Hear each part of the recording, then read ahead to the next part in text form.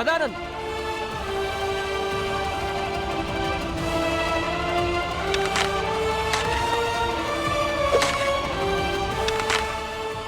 మోహన్, నువ్వు వెళ్ళి వాళ్ళు పారిపోకుండా పట్టుకో. త్వరగా వెళ్ళు. అరే కొట్టండి కొట్టండి.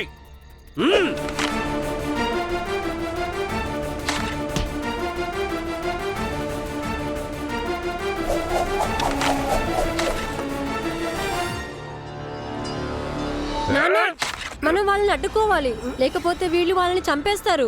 ఈ రోజు వీళ్ళెవరు వాళ్ళిద్దరిని పట్టుకోలేరు. మీరు ఇక్కడి నుంచి వెళ్ళిపోండి. మీరు వెళ్ళండి, వెళ్ళిపోండి. త్వరగా వెళ్ళిపోండి. అరే ఇప్పుడు వాళ్ళని చంపితే మీకేమొస్తుంది? ఆనంద్ అన్నయ్య, ఆనంద్! బాలా! బాలా! బాలా! బాలా! అన్నయ్య. అమ్మ నొప్పిగా ఉంది. బాలా, నీకేం కాలేదుగా? బానే ఉన్నావా? భీమాబాయ్, ఆనంద్ బానే ఉన్నాడా? ఆనంద్ బానే ఉన్నావా? నేను వాళ్ళని అలా చావనివ్వను. వీళ్ళని ఆపి తీరాలి. అన్నయ్య కానీ ఆనంద్, బాలా నా మాట విను. ఆనంద్!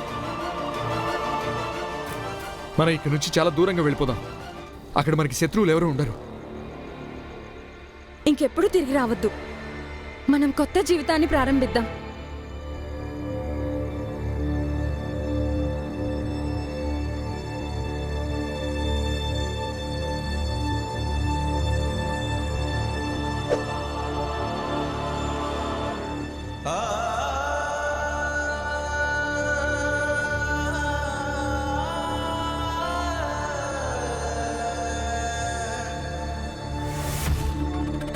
దీనికి ఇదే దూకి మంచి పని చేసింది.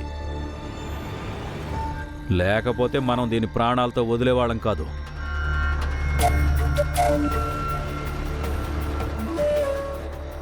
స్టేషన్ నుంచి రైలు బండి బయలుదేరింది. వాళ్ళిద్దరు దాంట్లో ఎక్కి తప్పించుకున్నారు. తప్పించుకున్నారా? నువ్వు ఎందుకు పనికిరావు? పాపం వాళ్ళకి ఎప్పటికీ తెలియకపోవచ్చు. రాణి వాళ్ళ అమ్మ అంతిమ సమయంలో వాళ్ళిద్దరి దగ్గర విషయం దాచిందని, ఆమె భర్తని వీళ్ళందరూ చంపేశారని, ఇంకా ఇప్పుడు ఈమెను చంపడానికి వెంబడిస్తున్నారని. నాకు అర్థం అవడం లేదు. ఇప్పుడు మంచి జరిగిందో లేక చెడు జరిగిందో, కానీ మంచిదైంది. రాణికి ఇదంతా తెలియకపోవడమే. ఒకవేళ తనకు తెలుసుంటే గనక తన తల్లి ప్రాణం ప్రమాదంలో ఉందని, అప్పుడు తను అసలు ఇక్కడి నుంచి వెళ్ళేది కాదు. అప్పుడు ఇంకెన్ని ప్రాణాలు పోయిండేవో తెలీదు. మరొక నిజం దాచిపెట్టి వెళ్ళిపోయింది ఆమె. ఆ ప్రసాదంలో విషయం ఎవరు కలిపారు? ఆమె చనిపోయింది. పోలీస్ దొర, ఎవరు ఏమైనా అనుకోనివ్వండి, కానీ చివరికి అదే జరుగుతుంది. భగవంతుడు అనుకున్నది, స్వామి అనుకున్నది, ఇంకా మేమందరం అనుకున్నది.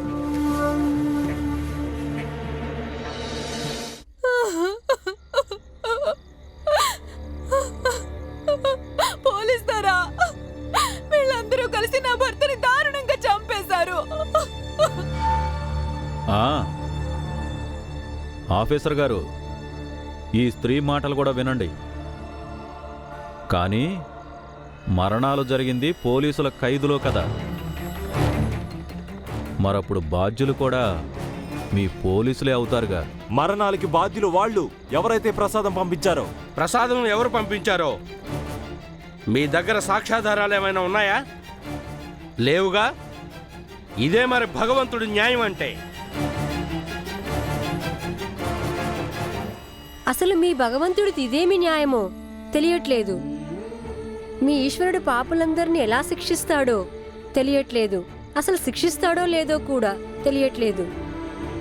కానీ నాకు ఇది మాత్రం తెలుసు, అది మనిషి ఎటువంటి పనులు చేస్తాడో వాటి ఫలితం వాళ్ళకి ఖచ్చితంగా దొరుకుతుంది.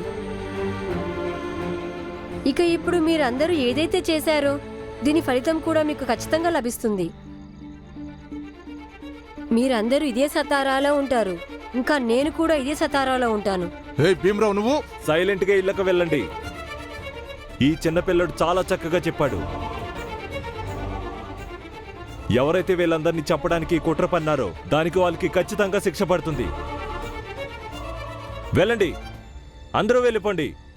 మమ్మల్ని డ్యూటీ చేసుకొనివ్వండి.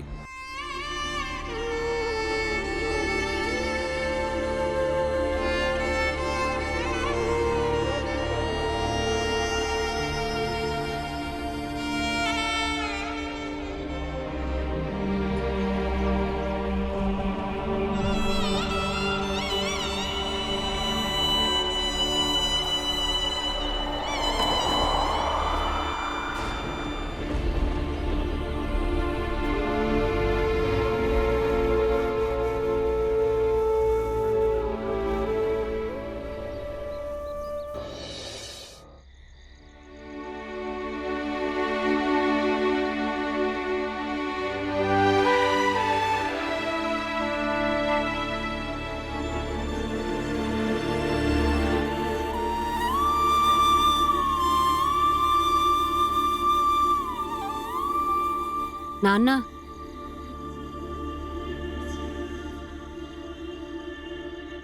కొంచెం సంతోషం, కొంచెం దుఃఖం. జీవితం ఎంత విచిత్రమైంది. ఈ రెండిటి కలయికలో సాగిపోవటమే జీవితం. నాన్న, నేను నిన్నొక మాట అడగనా? అడుగు. నాన్న, నువ్వసలు ఏ నమ్మకంతో చెప్పావు ఈరోజు వాళ్ళని పట్టుకోలేరని? అదెందుకంటే భీమ్, ఈరోజు వాళ్ళిద్దరూ పారిపోవడం లేదు. నిజానికి తల్లి అంగీకారం వాళ్ళ ఆశలకు రెక్కలిచ్చింది. ఇక వాళ్ళు ఎగిరిపోతున్నారు ప్రేమ పక్షుల్లాగా. వాళ్ళు జంటగా ప్రేమగూటిని నిర్మించుకుంటారు. ఎప్పుడైతే ఆ రెక్కలు సొంత వాళ్ల ద్వారా, సమాజం ద్వారా కత్తిరించబడతాయో అప్పుడు మనిషి నిస్సహాయుడైపోతాడు. జీవితం బందికాన అయిపోతుంది. ఎప్పుడైతే వాళ్ళ కాళ్ళకి కొంచెం సహకారం అందించడం జరుగుతుందో అప్పుడు జీవితం సంతోషంగా మారిపోతుంది, పచ్చగా కళకళలాడుతుంది.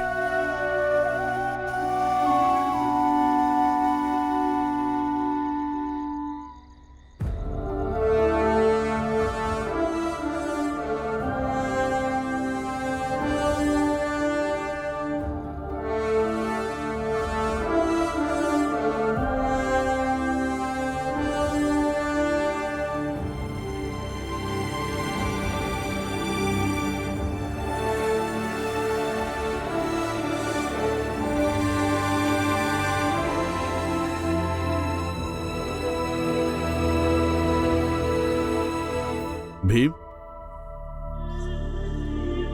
ఏం చేస్తున్నావు? రాస్తున్నాను, ఆ రెక్కలకి సహకారం అందించాలని. కానీ రాయడం ఎందుకు? ఎందుకంటే నా జీవితంలో కలిసిన వాళ్ళ సమస్యల్ని ఇంకా పరిష్కారాల్ని రెండింటినీ జీవితాంతం గుర్తుంచుకోవటానికి. ఇక ఎప్పుడైనా ఈ సమస్యలు, పరిష్కారాల గురించి రాయడానికి అవకాశం దొరికితే అప్పుడు నేను రాయగలుగుతాను. ఎందుకంటే అందరూ చదివితే వాళ్ళకి ఒక స్ఫూర్తి కలగాలి, ఇంకా సమస్యలతో పోరాడే ధైర్యం కూడా. నాన్న, నేను పెద్దవాడిని అయ్యాక ఖచ్చితంగా అలాంటి పుస్తకం రాస్తాను.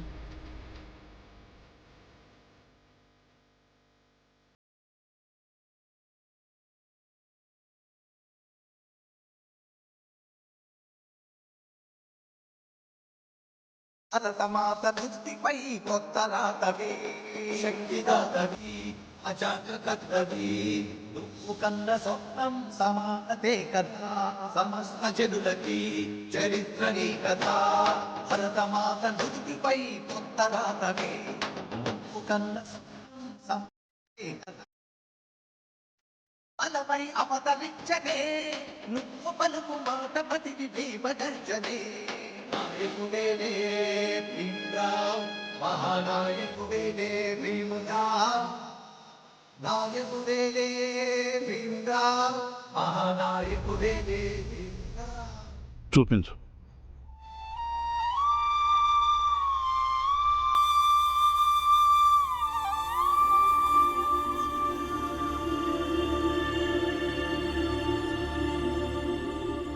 తుకారాం భజనల ద్వారా నేను నేర్చుకున్నాను. ఒకరిని గౌరవించడం వల్ల బదులుగా వాళ్ళు కూడా నిన్ను గౌరవిస్తారంట. నువ్వు ఇంకా నీ ఆలోచనలు జీవితాంతం ఒకరినొకరు గౌరవించుకుంటూ ఉండండి. ఒక తండ్రిని ఇంకా సమాజ బాధితుణ్ణి రెండూ అయిన కారణంగా నేను నీకు ఇవే దీవెనలిస్తాను, ఇవే ఆశీస్సులిస్తాను. నువ్వొక గొప్ప పుస్తకం రాయాలి. దానివల్ల ప్రజలకి స్ఫూర్తి కలగాలి, ఇంకా పైకి ఎదగడానికి దారి దొరకాలి.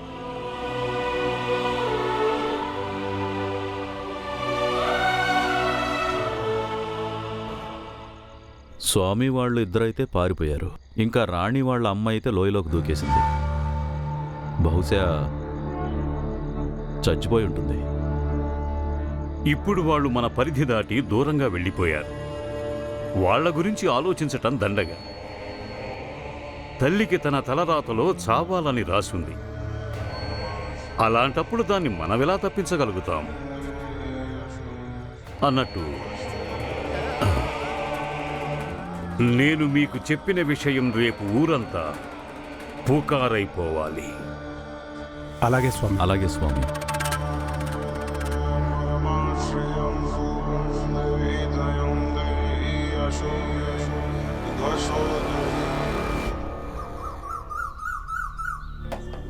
వినండి, వినండి, వినండి. గ్రామస్తులంతా శ్రద్ధగా వినండి. ఎవరు ఎక్కడ ఉన్నారో అక్కడే మీరు మీ మోకాళ్ళ మీద కూర్చోండి. కూర్చొని భగవంతుణ్ణి ప్రార్థించండి. ఇది మన స్వామివారి ఆదేశం. స్వామివారి ఆదేశం ఇప్పటి నుంచి మొదలుపెట్టి మరుసటి రోజు దాకా సామూహిక పూజా కార్యక్రమాలు నిర్వహించాలని. దీంతో మన వల్ల ఏదైతే పాపం జరిగిందో దాని గురించి మనం భగవంతుడిని క్షమాపణ కోరవచ్చు, అలాగే ప్రాయశ్చిత్తం చేసుకోవచ్చు. వినండి, వినండి, వినండి. గ్రామస్తులందరూ శ్రద్ధగా వినండి. ఎవరు ఎక్కడ ఉన్నారో అక్కడ మోకాళ్ళ మీద కూర్చొని అలాగే భగవంతుడిని ప్రార్థించండి. ఇది స్వామీజీ గారి ఆదేశం. వినండి, వినండి. ఇదేంటి అంటే మీ అందరికీ స్వామీజీ మీద ఇంకా నమ్మకం ఉందా? ఆ స్వామీజీ మాకు ప్రసాదం అని చెప్పి విషయాన్ని ఇచ్చాడు. స్వామివారి విషయం నీ కళతో నువ్వు చూసావా? లేదు కదా. ఎవరో ఏదో చెప్పారో దాన్ని నిజమని నువ్వు నమ్మేశావు. అది ఒక పుకారు, అది అబద్ధం కూడా. ఇదేం పుకారు కాదు, నిజానికి మీరే అబద్ధాలు చెప్తున్నారు. నీకు మతి చెలించినట్టుంది. ఎవరైతే నీకు చెప్పారో ఆమె స్వయంగా విధువైన తన కూతుర్ని ఆ కుర్రాడితో పంపించే ప్రయత్నంలో చచ్చిపోయింది. నువ్వు ఆమె మాటల్ని నమ్మి మన స్వామీజీ లాంటి ధర్మ పరిరక్షకుడైన మహాత్ముడి మీద సందేహపడుతున్నావా? సరే, మీరందరూ ఆయన అలా నమ్మాలనుకుంటే మీరు నమ్మండి, కానీ మా ఇద్దరిని ఇలా వదిలేయండి. అసలు ఈయన అతి కష్టం మీద బతికి బయటపడ్డాడు, ప్రాణాలతో మిగిలాడు. ఇక మా కుటుంబంలో వాళ్ళందరికీ ఇంతకు మించి ఇంకేమీ అక్కర్లేదు. చూశారుగా ఆ మహారాజ్ కారణంగా ఎంతమంది చనిపోయారో. అరే స్వామి గురించి నువ్వు ఇలాంటి మాటలు ఎలా మాట్లాడగలుగుతున్నావు?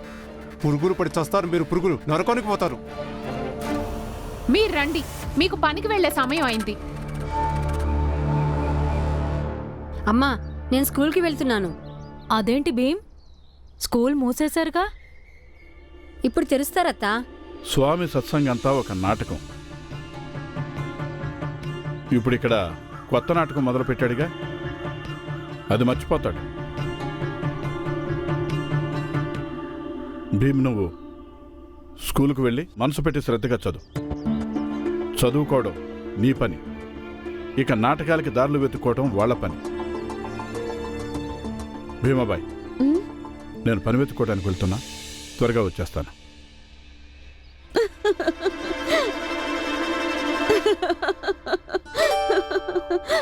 వదినా, చూస్తున్నావా? అరే, తండ్రి కొడుకులిద్దరూ ఎలా ఒకేలా ఉన్నారో చూడు. వాళ్ళ పనులు చేయడానికి ఎప్పుడూ సిద్ధంగా ఉంటారు. అమ్మా, నాన్న కొడుకుని కాబట్టి నాన్నలాగే ఉంటానుగా, కొంచెం నీలాగా కూడా ఉంటాననుకో.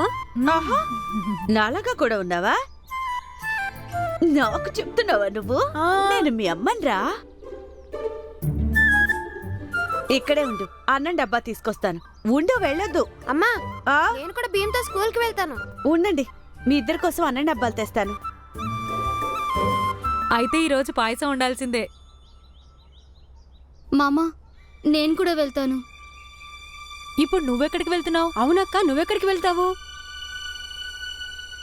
నేను కూడా చదువుకుంటాను. ఇంకా మంజుల అంతా చెప్పింది నాకు. ఇక్కడ అమ్మాయిలు చదువుకోలేరంటగా, అందుకని చదువుకునేవారు సావిత్రిబాయి ఫూలే గారి విద్యాలయంలో చదువుకుంటారంటగా. అక్కడ విద్యాలయంలో అమ్మాయిలకి వసతి ఏర్పాటు ఉందంట. అందుకే మీరు నన్ను అక్కడికి పంపించండి. నేను అక్కడికి వెళ్ళి చదువుకోవాలనుకుంటున్నాను. చూడు, నువ్వు చదవాలనుకుంటున్నావు, అది మంచి విషయం. కానీ నువ్వు ఇక్కడుండి కూడా చదువుకోవచ్చు. ఇక్కడ నీకు నీ కుటుంబం అంతా ఉంది. ఇక్కడ తులసి మంజులతో పాటు ఉండి చదువుకోవచ్చు. లేదత్తా, మంజుల జీవితం వేరు, నా జీవితం వేరు. నేను చదువుకొని దురాచారాలన్నింటికి వ్యతిరేకంగా పోరాడతాను. నాలాంటి ఆడవాళ్ళందరికీ సహాయం చేస్తాను. అలా జరగాలంటే నేను అక్కడికి వెళ్ళాల్సిందే. మీరు నన్ను వెళ్ళనివ్వండి. చూడు భవ్య, ఇదంతా నువ్వు ఇక్కడ ఉండి కూడా చేయొచ్చు. నాకు తులసి మంజుల ఎలాగో నువ్వు అలాగే. అయినా సమాజ సేవ చేయడానికి ఇళ్ళొదిలి వెళ్లాల్సిన అవసరం లేదుగా. అదే కదా. లేదు మామ, ఒకవేళ మీరు నన్ను వెళ్ళనివ్వకపోతే నేను ఏదో ఒక రోజు మీకు చెప్పకుండా వెళ్ళిపోతాను. మీరందరూ కూడా నా కుటుంబమే. అందుకే నేను కోరుకుంటున్నా, నా కుటుంబం నన్ను సంతోషంగా సాగనంపాలని.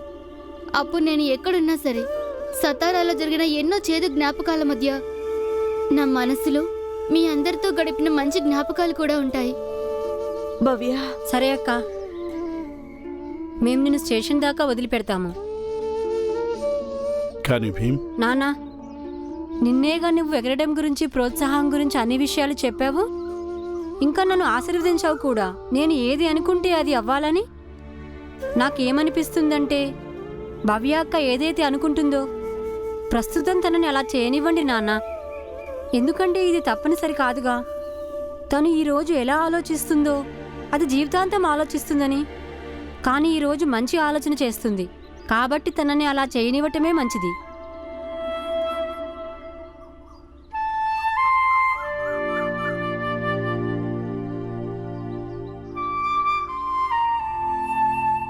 చాలు తల్లి, బాగా చదువుకో.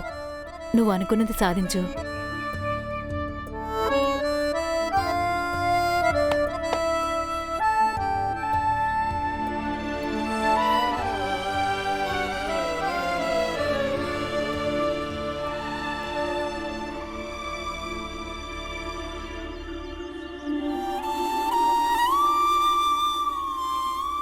జాగ్రత్తగా ఉండు తల్లి.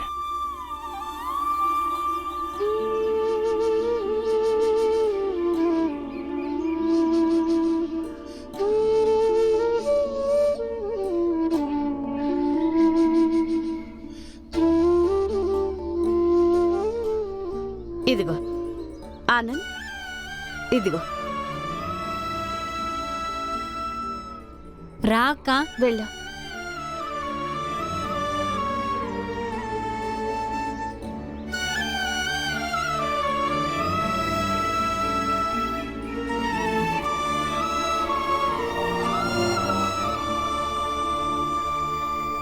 సర్వజ్ఞ స్వామికి జై! సర్వజ్ఞ స్వామికి జై! ఈశ్వరుడు చల్లగా చూడాలి. కళ్యాణమస్తు. అందరికీ మేలు జరగాలి, అందరికీ ముక్తి లభించాలి.